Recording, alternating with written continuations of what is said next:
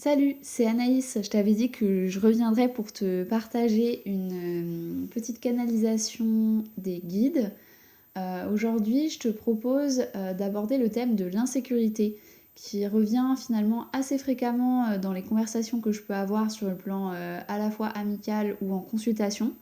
Donc j'imagine que si on part du postulat que plus grand que soi s'exprime à travers nous, eh bien il pourrait aussi peut-être te parler et te toucher. Voilà. Donc le message des guides, c'est déjà de considérer que l'insécurité, c'est une opportunité pour progresser. Euh, Ils te disent de garder en mémoire que tu n'es pas parfait ou parfaite et que finalement, dans chaque situation, tu es là pour apprendre et pour évoluer. Et que tu es aussi là pour faire tes expériences, en tirer des leçons, les vivre, et non pas pour simplement exister. Donc exister, c'est aussi quelque part se laisser porter par les événements et finalement ne pas euh,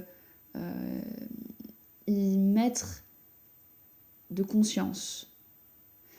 Euh, les guides te disent aussi de ne pas laisser ton insécurité t'empêcher donc de vivre ta vie et surtout d'atteindre ton but dans le sens mission de vie ou mission d'âme et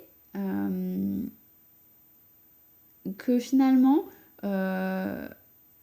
quand tu te retrouves en situation d'insécurité, c'est quelque part que tu es mise au défi par la source pour être la meilleure version de toi-même dans ces situations-là. Ce que je vois, c'est le revers de la médaille, c'est-à-dire que pour toi, quand tu es en situation d'insécurité, dans la majorité des cas, je pense que tu considères ça comme quelque chose de négatif. Alors qu'en fait, euh, c'est pas négatif en soi. Ce qui est négatif, c'est la manière dont tu vas percevoir la chose et dont tu vas finalement euh, en faire l'expérience. Ouais, en fait, ce qu'on te dit, c'est que l'insécurité, elle est faite pour justement te rééquilibrer, te réaligner et te rediriger vers euh, finalement le côté positif. Et alors, ça peut être des choix, des décisions, des rencontres, euh, ouais, des événements, des actions, enfin tout un tas de choses qui en fait auraient dû être faites par le passé et n'ont pas été faites de ta part et donc aujourd'hui te mettent en situation d'insécurité. Donc c'est un peu genre grand nettoyage pour euh, te recentrer et te réaligner à ta juste place finalement. Donc c'est hyper positif. Euh, Ce que je vois aussi, c'est une genre de tornade de sable avec un ciel sombre et je pense que le sol, ça doit être du sable, un peu comme dans le désert.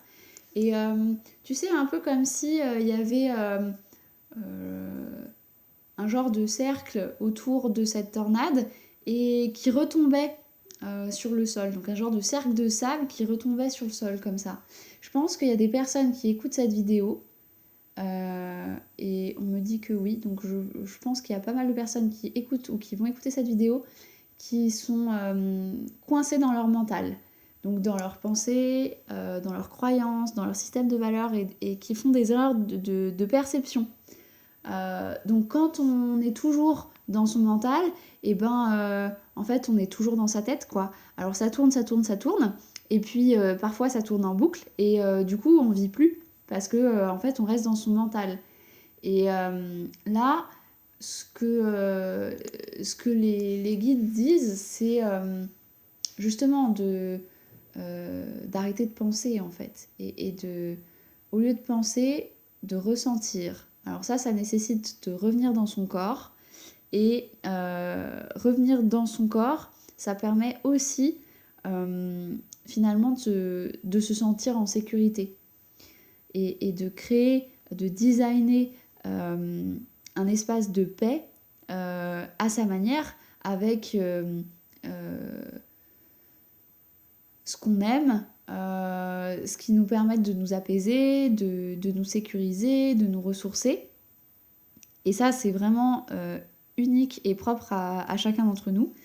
Et juste de fermer les yeux et de revenir à l'intérieur et de voir cet espace qui grandit, bah déjà ça permet de se sentir mieux. Alors après, tu peux aussi jouer sur les couleurs, sur les sensations dans ton corps, finalement sur tous les sens. Donc ce que tu vas voir, ce que tu vas entendre. Moi je vois des personnes qui sont assises sur une chaise autour d'une table ou sur un canapé. Et je vois des hamacs aussi. Je vois des hamacs de toutes les couleurs.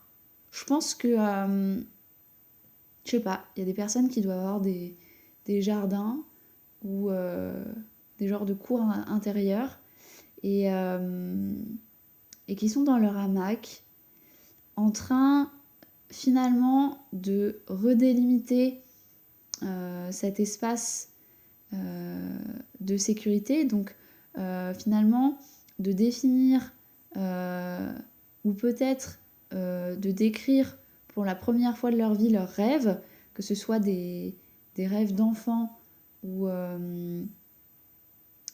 des rêves qui ont pris naissance au fur et à mesure des années qui passaient dans leur vie, et de transformer ces rêves en objectifs. Et donc peut-être de prendre le temps, une fois qu'on est au calme, de savoir ce qu'on veut et de définir les différentes étapes pour réussir à réaliser nos rêves et ce qu'on veut le plus ultimement à l'intérieur de chacun d'entre nous. Donc il y a aussi une histoire de foyer. Donc les guides parlent de relations harmonieuses, que ce soit dans le foyer ou avec la famille, tout simplement parce que quand nous-mêmes on se sent en paix, eh bien on le transmet autour de nous et ça apaise aussi les autres. Donc il y a l'idée de relations harmonieuses et de revenir à soi, de revenir à son propre foyer, au sens propre comme au sens plus large. C'est quoi ton foyer à toi? Comment il est? Est-ce que tu as réaménagé ton intérieur? Est-ce que tu t'y sens bien? Est-ce qu'il te ressemble? Et pareil, au niveau amical ou au niveau sentimental, ou voilà, c'est quoi ton foyer à toi? C'est hyper important de ce que je vois. Je vois une genre de petite maison.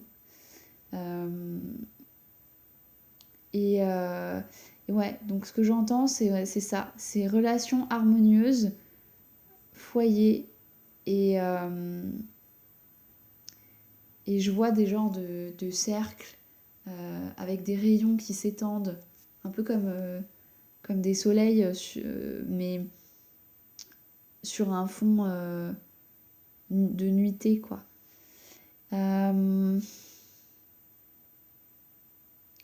Ouais.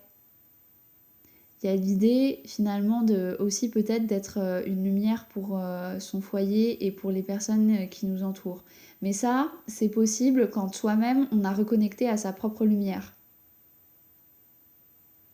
Et de façon générale, de ce que j'entends, le conseil des guides, c'est vraiment si on n'est pas dans notre propre lumière, eh ben, il vaut mieux se mettre en retrait un temps ou prendre ses distances dans telle relation ou dans telle situation pour se sentir sécurisé dans notre propre espace de paix pour que finalement on ne génère pas davantage de conflits dans nos relations.